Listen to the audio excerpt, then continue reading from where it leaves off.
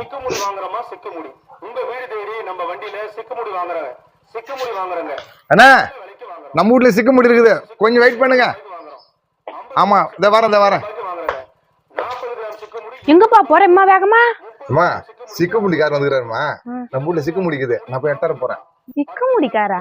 எனக்கு தெரியாத ஏது சிக்கு முடி? உனக்கு தெரியாது, எனக்கு தெரியும் எங்க இருக்குன்னு, அதான் போறேன். நான் போய் சிக்கு முடி எத்தனை போறேன். இரு நானும் வரேன், எங்க தான் இருக்குன்னு பாப்போம். என்னப்பா சிக்கு முடி எத்தனை வரேன்ட்டு ஃபேனை தூக்கின்னு போறேன்? ஏமா வருமா, எல்லாத்துக்கும் அவசரப்படுவேன். ஏன்பா சிக்கு முடிக்கும் இதுக்கு என்ன கிடக்குது, இத போய் கட்டி நிக்கிற? இருமா அவசரப்படாத, இதுலதான் விஷயமே இருக்குது.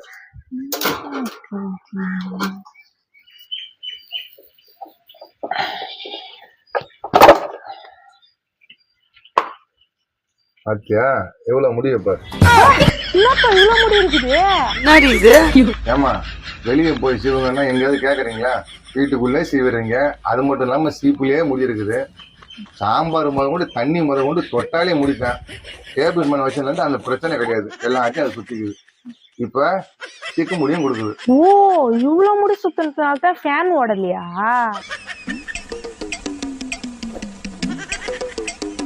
இது ஒரு லிமிட் இருக்குது. எப்போ ஃபேன் ஓடாம நிக்குதோ அப்ப முடி நிறைய இருக்குன்னு அர்த்தம். அப்ப சிக்கு முடி வியாபாரத்துக்கு கொடுத்துருவேன். இந்த மாதிரி 2 டேபிள் பணம் தான் போறோம், என் செலவுக்கும் கிடைக்கும். வரட்டா வரட்டா.